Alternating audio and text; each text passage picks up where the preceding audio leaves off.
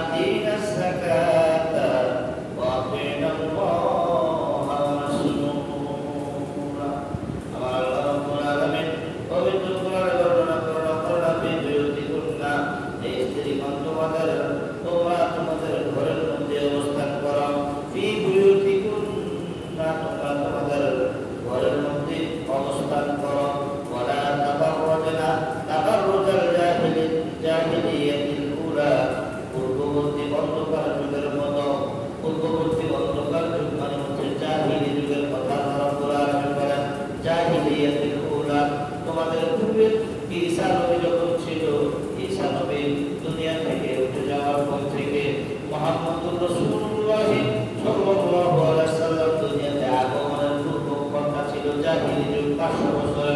কত বছর? 500 বছর। এই 500 বছর ঈসা নবী যাওয়ার পর থেকে মুহাম্মদুর রাসূলুল্লাহ সাল্লাল্লাহু আলাইহি ওয়াসাল্লাম আসা পর্যন্ত এই দুনিয়ার যে যুগটা ছিল সেই যুগটাকে বলা হতো জাহিলি যুগ। কারণ এই যুগে কোনো নবী পয়গম্বর দুনিয়াতে আল্লাহ পাঠায় নাই 500 বছর।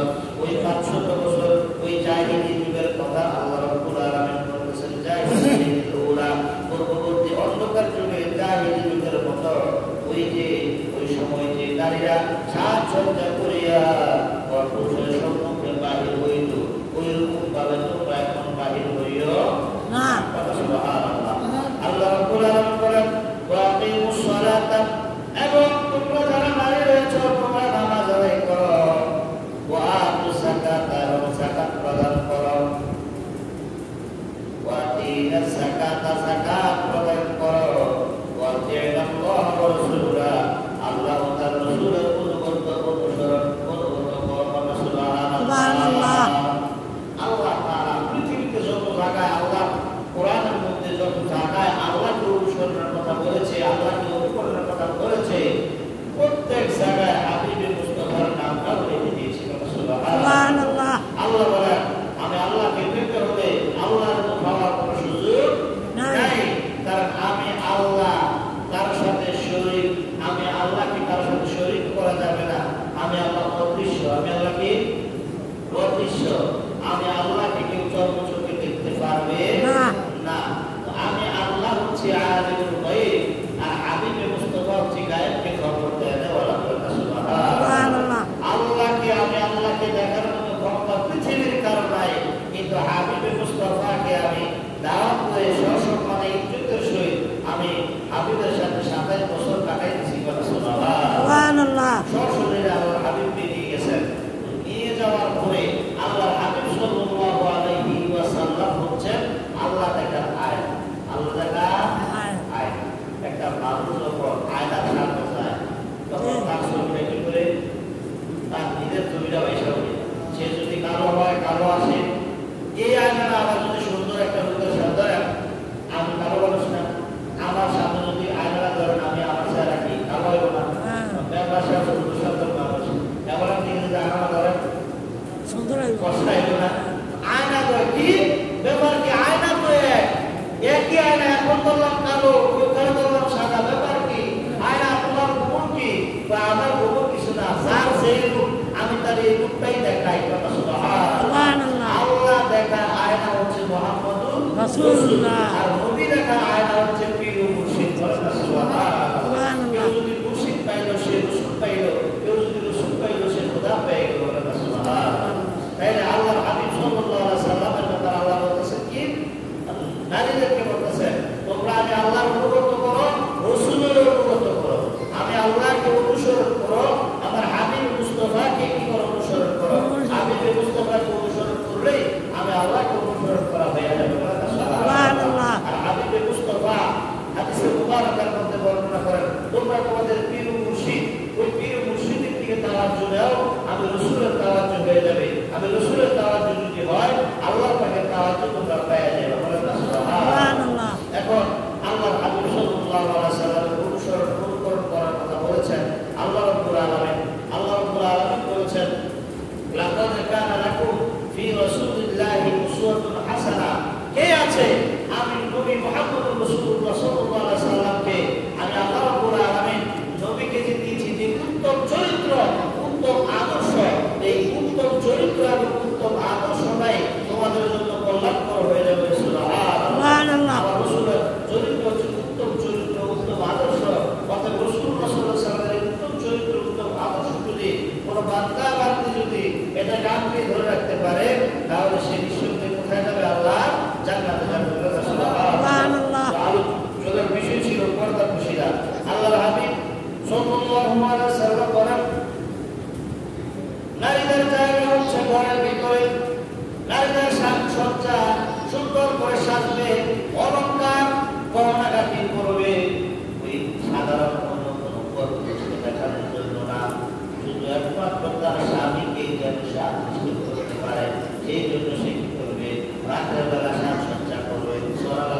সুবহানাল্লাহ। এই পর্যন্ত মনে হয় এর বোঝা ওই যে বাসভবনের সাজাই দিয়েছিল তো এরপরে মনে হয় সাজাই জায়গা কোনো শান্তি নেই এরকম আমার আমার শান্তি নেই।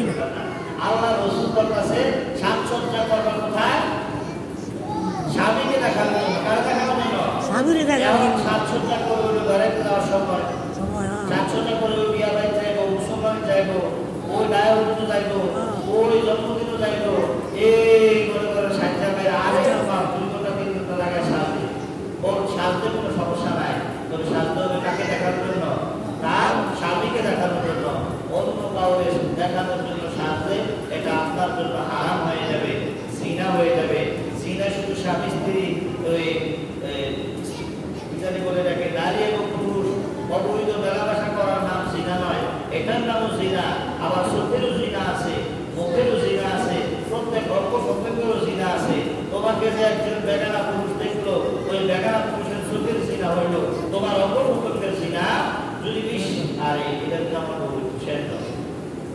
আল্লাহ হাবিব সাল্লাল্লাহু আলাইহি সাল্লাম বলেন যখন কোন নারী রাস্তা দিয়ে এভাবে অর্ধনগ্ন অবস্থায় আসে অথবা তার গায়ের মধ্যে খুলনা না থাকে অথবা কাপড় আছে যেটা খুব পাতলা খুব পাতলা ওই কাপড় যদি থাকে রাস্তা দিয়ে যায় তাহলে শয়তান তার দিকে কুপিঝুঁকি মাইরা তাকায় নাউজুবিল্লাহ শয়তান তার দিকে কুপিঝুঁকি মাইরা তাকায় এখন সাহাবায়ে বলেন ইয়া রাসূলুল্লাহ ইয়া হাবিবাল্লাহ শয়তান কুপিঝুঁকি মারা আমরা তো দেখি না আমরা তো শয়তান তো দেখি না বলে শয়তান দেখে তো শয়তান দেখার মানে শয়তান যেমন কোনো মানুষকে সিট ধরলে যেমন সেই সিটটা ধরবো এই জিনিস যা হয় মানুষটাও তা হয় ঠিক সে যখন মানুষ ওই নারীগুলো অন্তর্ভুক্ত অবস্থা বাজারে যাবে রাস্তায় চলাফেরা করবে গাড়িতে চলাফেরা করবে বিভিন্ন আচার অনুষ্ঠানে যাবে তখন ওই যে সাথে যেই মানুষগুলো আছে এগুলোর ভিতরে শয়তান এসে সওয়ার করে কি এসে সওয়ার করে শয়তান ওই শয়তান সওয়ার করার কারণে তারা কি করে বিভিন্ন খারাপ মন্তব্য করে ধরেন আমি আপনাদেরকে এক্সাম্পল দিচ্ছি উদাহরণ দিচ্ছি আপন দুইটা জন্মস্থ একই দিনে হয়েছে একই মিনিটে হয়েছে একই রকম চেহারা একই বয়সের কোনো কি নাই কম বেশি নাই সুন্দরের কোনো কম বেশি নাই দেখতে একই রকম বয়সও একই একজন ওই সে প্রাপ্তবয়স্ক হয়েছে 18 বছর বা 19 বছর ওই মেয়েটার বয়স হয়েছে দুইটা মেয়ে ওনার বয়স 18 বছর বা 19 প্লাস করেছে এখন তাদের বিবাহ হয় নাই এখন একটা মেয়ে খুব স্মার্ট ওর মধ্যে লিপস্টিক দিল চোখে কাজল দিল হাতের মধ্যে ব্যাসলাইট করলো পায়ের মধ্যে লুকুর করলো কানের মধ্যে কি করলো কানের দুল করলো কোমরের মধ্যে বিছা লাগাইলো তার যে সাজসজ্জা আছে যে কাপড়গুলো অন্তর্ভুক্ত অবস্থায় করলো তার শরীরের যে কাঠামো এগুলো দেখা যায় এরকম ভাবে সে কি করলো কাপড় চোপড় করলো মানে বোরকা পরলো না সে রাস্তা দিয়ে যায় আর দোকানের মধ্যে বা রাস্তার পাশে 2-4 জন ছেলে আছে যুবক তাদের বয়স 22-23 এরকম যুবক এখন ওই যুবকগুলা ওই নারীর দিকে তাকাবে কি তাকাবে না বলেন তো তাকাবে নিঃসন্দেহে তাকাবে এবং বাজে মন্তব্য করবে একজন আরেকজনকে কইরে এটা হলো আমার একজন নাম্বারটা এটা দেখতে ফ্যামিলি করতে চাই না পড়াইতাম নি পারি একজন আরেকজনকে পরামর্শ করবে ওই যে শয়তান আইয়া বলছে আল্লাহ রাসূল বলেন নারী যখন রাস্তায় উলঙ্গ অবস্থায় যাবে অর্ধনগ্ন অবস্থায় তখন শয়তান উপযোগী মানে তো শয়তান ওই মানুষ শয়তান কি করবে তাদের দিকে পুরো জোরে তাকাবে এটাই আল্লাহ রাসূল বুঝাইতে চেয়েছেন তো 4-5 জন আছে এই 4-5 জন কি করবে তার দিকে তাকাবে এবং কি সামনের দিকেও তাকাবে হাঁটতে যাইতে শুনে একটু তারপরে তাকাইয়া থাকবে কারণ তাদের মধ্যে কি আছে শয়তান সাওয়ার আছে তো বিভিন্ন খারাপ মন্তব্য করবে তো যখন কয়জন বলছিলাম 2 জন একজন সে গেল এভাবে আরেকজন তারও বয়স 19 কিন্তু সে ওই লিপস্টিক কানের দুল জুতা টুকা যা আছে কিছু না করিয়া সুন্দর করে একদম দিলারা রাখার মাথা কিন্তু বোকা আছে আগেরা যেটা বোকা একদম কি নর্মাল বোকা ফুললো মুখোশ লাগাইলো হেজাব বাঁধলো সব কিছু করলো ওই নারীটাও যদি তাদের সামনে দেওয়া যায় বলেন তো এই যে ছেলেগুলো আছে কোনো খারাপ মন্তব্য করবো না এবং কি ওই নারীর দিকে ওই পুরো জোরে তাকাবে না তাকাবে এখন বিষয়টা হচ্ছে নারীর জন্য পর্দা করা ফরজ নারীর জন্য পর্দা করা কি ফরজ নারীর জন্য পর্দা করা কি ফরজ পুরুষের পর্যন্ত, এটা তো সতর। এটা কি সতর? হাঁটুর উপরে কাপড়টা হারাম, হাঁটুর উপরে কাপড়টা কি হারাম, এটা তো পুরুষের জন্য। আর নারীর সতর হচ্ছে একদম গলা থেকে শুরু করে পায়ের টাকা পর্যন্ত, এটা হলো নারীর সতর। যদি নারীর সতর টাকুর উপরে কাপড় ওঠে তাহলে কি যাবে? তাহলে গুনাহগার হবে, হারাম হয়ে যাবে। তাহলে এখনকার যুব সমাজ, যুবক যারা মোটরসাইকেল চালায়, কত মোটরসাইকেল চালায় না, যারা হুজুরের সামনে, পায়ের সামনে, কাকার সামনে কি করে শর্ট ফিল্ম কিনতে আসে, শর্ট ফিল্মটা তো শর্ট ফিল্মটাকে হারাম না হালাল? হারাম। আলুর উপরে কাপড় ওঠাতে হারাম না হালাল? হারাম। হারাম। তো শর্ট ফিল্মটা আনতে হারাম। সে যতক্ষণ পর্যন্ত এই শর্টফিল্মটা কিনতে আসে ততক্ষণ পর্যন্ত সে হারাম কাজটাই কি করতেছে, করতেছে। তার এই যে বাচ্চাদের ফেরাটা শুধু গুনাই দেখতেছে। তাইলে বোঝা গেল আমরা কেউ যাই না গুণা করি, কেউ না যাই নাও গুণা করি। যে সমস্ত যুবক ভাইয়েরা এই শর্টফিল্মটা আনে, তাহলে আজ থেকে আমরা আর এই শর্টফিল্ম করবো না। আর নারীদের সতর হচ্ছে টাকু থেকে একবারে কি কোথা পর্যন্ত, গলা পর্যন্ত। তাইলে নারীরাও কি করবে? ওই তাদের যে সামনের যে পোশাকগুলো আছে এই পোশাকগুলো পরিধান করবে এবং রাস্তাঘাটে চলাফেরা করবে। আল্লাহর নবী রাহমাতুল লিল আলামিন নবী একদিন উম্মে সালামা আরেকজন স্ত্রী, দুজন স্ত্রী, মাইমুনা, উম্মে সালামা এবং মাইমুনা, রাসূল সাল্লাল্লাহু আলাইহি ওয়াসাল্লাম দুজন স্ত্রী। রাসূল সাল্লাল্লাহু আলাইহি ওয়াসাল্লাম কুরসির মধ্যে, চেয়ারের মধ্যে বসা, আর দুজন স্ত্রী দুই প্রান্তে দাঁড়ায় রাসূলের সাথে কথা বলতেছে। বলেন সুবহানাল্লাহ। এমন সময় রাসূলুল্লাহ সাল্লাল্লাহু আলাইহি ওয়াসাল্লামের একজন সাহাবী আসলো, অন্য সাহাবী, সাহাবীর নাম হচ্ছে আব্দুল্লাহ। সাহাবীর নাম কি? আব্দুল্লাহ। আল্লাহর নবী রাহমাতুল লিল আলামিন বললেন, ও সালামা মাইমুনা, তোমরা একটু পর্দা অন্তরালে যাও, পর্দা অন্তরালে যাও। মাইমুনা রাদিয়াল্লাহু তাআলা বললেন, ইয়া রাসূলুল্লাহ, ইয়া আল্লাহর নবী গো, আমরা পর্দার অন্তরালে যাব, আপনি যে সাহাবী এত কানা মানুষ, এত সরে যায় না, তা আমরা থাকার অসুবিধা কি? কানা এসে কোনো সমস্যা না, আমরা তার দেখবো না। আল্লাহ নবী রাহমাতুল লিল আলামিন বলে, বলবে আমার স্ত্রীরা, এই আব্দুল্লাহ তিনি কত অন্ধ, তোমরা তো অন্ধ। সুবহানাল্লাহ। তিনি তোমাদেরকে দেখলে যেমন গুনাহ হবে, তোমরাও তাকে দেখলে গুনাহ হবে। তাহলে তোমরা তোমাদের স্ত্রীর তোমরা চলে যাও। বলেন না সুবহানাল্লাহ। তোমরা তোমাদের সুখের সিনা থেকে তোমাদেরকে তোমরা রক্ষা করো। বলেন না সুবহানাল্লাহ। তাহলে আল্লাহর নবী রাহমাতুল লিল আলামিন যদি অন্য সাহাবীর ব্যাপারে এরকম বলতে পারে, আর আমরা ছেলে হোক মেয়ে, আমরা যে এই যে অবাধ যে মেলামেশাগুলো করি, এই মেলামেশা আসলে কি আদৌ কি বৈধ হবে? না, বৈধ হবে না। আমরা কন্টিনিউ হারাম কাজে লিপ্ত হচ্ছি। হারাম কাজ থেকে আমাদেরকে বাঁচতে হবে। আল্লাহর নবী রাহমাতুল লিল আলামিন নবী বলেন যে হাসর মাঠে তিনজন ব্যক্তির খুব বেশি কষ্ট হবে। কয়জন ব্যক্তি বেশি কষ্ট হবে? তিনজন ব্যক্তি খুব বেশি কষ্ট হবে। সাহাবীরা বলেন, ইয়া রাসূলুল্লাহ, ইয়া আল্লাহর নবী গো, কোন এই তিনজন ব্যক্তিকে? তখন বললেন যে অত্যাচারী, জুলুমকারী ব্যক্তি। অত্যাচারী, দুনিয়াতে যে ব্যক্তি মানুষকে সবসময় কি করতো? জুলুম করতো, নির্যাতন করতো, অত্যাচার করতো, তার ভয়ে মানুষ কথা বলতে পারতো না, কিন্তু সে কি করতো? জুলুম করতো। ওই জুলুমকারী, অত্যাচারী ব্যক্তি জাহান্নামের একবার কবলে সে কি করবে? সে নিঃসন্দেহে জাহান্নামে থাকবে। আল্লাহর হাবিব বলেন, দুই নম্বরে হচ্ছে দায়ুস মহিলা। কি মহিলা? দায়ুস। এখন জানতে হবে দায়ুস মহিলারা কারা। একটা মহিলার 40 জন ফরপুরুষ দেখি, কয়জন ফরপুরুষ? 40 জন। কয়জন ফরপুরুষ? 40 জন ফরপুরুষ যদি তার দেহে ওই মহিলারা আর মহিলা থাকে না, ওটা দায়ুস হয়ে যায়। কি হয়ে যায়? দায়ুস হয়ে যায়। ওই দায়ুস মহিলার জন্য নিঃসন্দেহে কি? জাহান্নাম। নিঃসন্দেহে কি? জাহান্নাম। আরেকটা হচ্ছে মা বাবার অবাধ্যকারী সন্তান। মা বাবার অবাধ্যকারী সন্তান দুনিয়াতে বাহির করছে রে, এড়ে এমনি যা, শুধু সবার জন্য বুড়াবার জন্য বুঝো, এড়ে এমনি গেলে ভালো। যেহেতু বাপের কথা ছাড়া অনুযায়ী গেছে আর ব্যবসা খাইতে এসেছে, বাপের কথা ছাড়া অনুযায়ী গেছে একটা কি চাষামারা হয়ে গেছে। এখন এই মা বাবার অবাধ্য, পিতা মাতার অবাধ্য সন্তান কোথায় যাবে? জাহান্নামে। কোথায় যাবে? জাহান্নামে। ব্যক্তি জাহান্নামে যাবে। এক নাম্বার হচ্ছে কি? অত্যাচারী ব্যক্তি, মানুষকে জুলুম করতো। আরেকজন ব্যক্তি জাহান্নামে যাবে, সেটা হচ্ছে কি? দায়ুস মহিলারা, যারা ফরপুরুষের সাথে মেলামেশা করে, বিভিন্ন ফরপুরুষের সাথে চলাফেরা করে, দেখা যাচ্ছে স্বামী বিদেশ, কিন্তু আরো অন্যান্য পুরুষের সাথে কি করে? মোবাইলে কথা বলে, ভিডিও কলে কথা বলে, সুযোগ পাইলে সাক্ষাৎ করে। তাহলে এরকম মহিলারা কি জান্নাতে না জাহান্নামে? জাহান্নামে। আর জাহান্নামে যাবে কে? পিতা মাতার অবাধ্য সন্তানরা কোথায় যাবে? জাহান্নামে যাবে। নিজে জাহান্নামে যাবে আল্লাহর নবী বলছেন, তাহলে জান্নাতে যাওয়ার কোনো সুযোগ আছে? সুযোগ নাই। তবে সুযোগ আছে, মরার আগে যদি খালেস নিতে তওবা করে, মরার আগে যদি খালেস নিতে তওবা করে, আল্লাহ আমি গুনাহ করছি আর করতাম না, আমার মাফ করে দাও।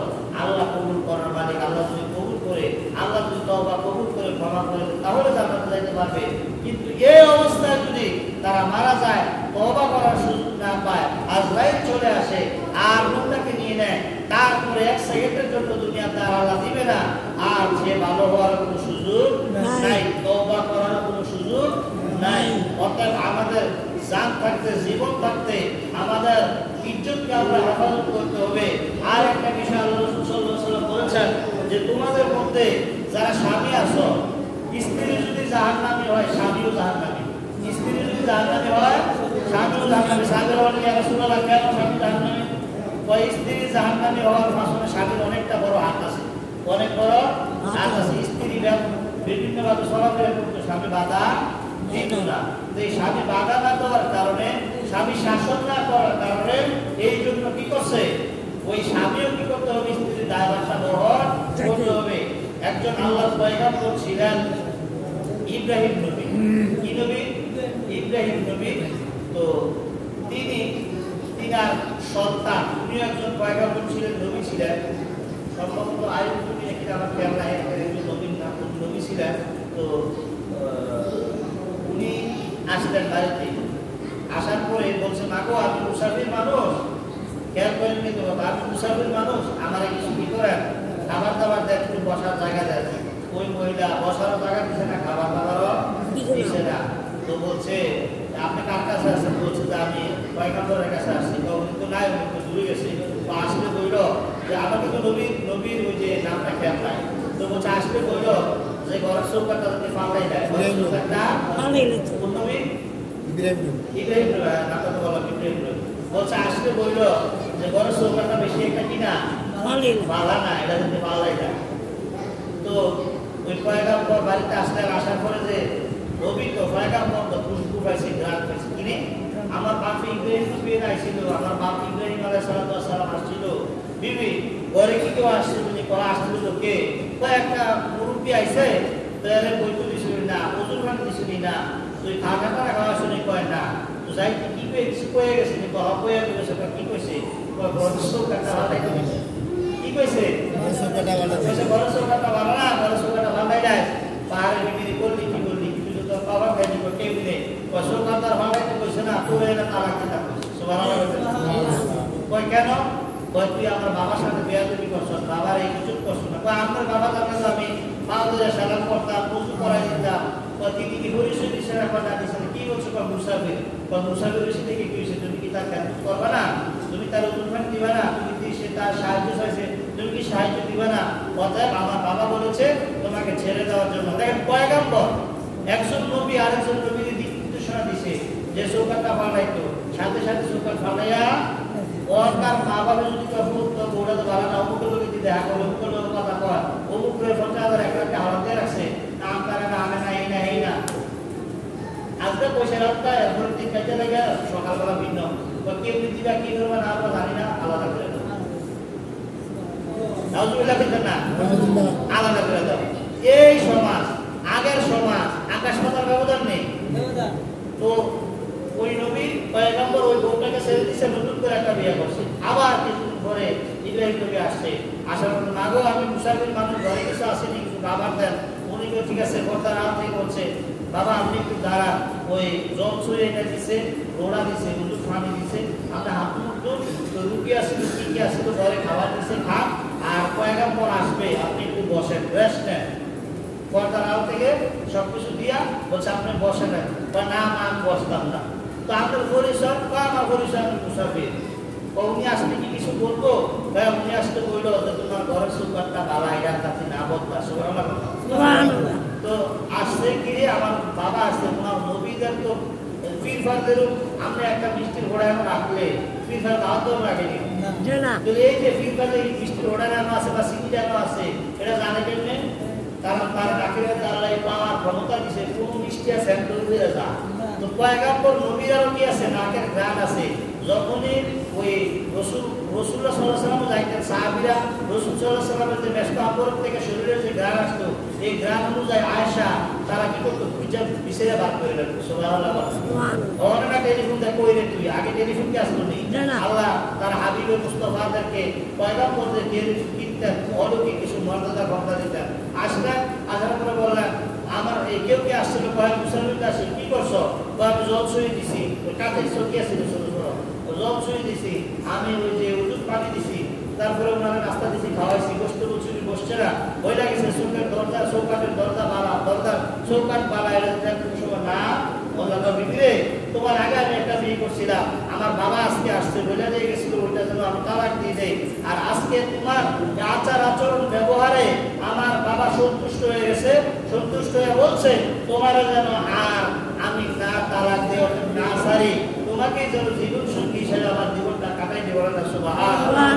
তো পরীক্ষা পাস করে তাহলে স্ত্রী ওইরকম স্ত্রী দরকার ঠিক না। তাহলে আমরা একটু খেয়াল করবো স্ত্রীগুলো কেমন হয় মা বাবার খেদমত করিনি যদি করে তাহলে স্ত্রীর আমরা মাথা বুঝা রেখে যদি না করে আরে যেই মা বাবার জন্ম দিছে 10-15 দিন গর্ভে ধারণ করছে 1 বছর থেকে 22 বছর বয়স তো ভালো আর তুই 22 দিনে একটা ভাই তো কিনা ভিডিও জানতে লাগবো না প্রয়োজনে তোর ছেড়ে যাবে তোর মা বাবাও তা রাখতেন আমার মা বাপ ছাড়তে পারতাম না যদি না ছাড় পারেন মা বাপ না ছাড়ে একটা খাইতাম তাহলে কি ব্যস্ত আমাদের ব্যস্ত সম্ভব না। যে কথাগুলো বললাম সর্বপ্রথম আমাকে এবং আপনাদের সকলকে আমল করার তৌফিক দান করুন সকলে বলুন আমিন ওয়া আলহামদুলিল্লাহ। যারা শুরু করেছেন একটা সমাধি করলেন। আসসালামু আলাইকুম।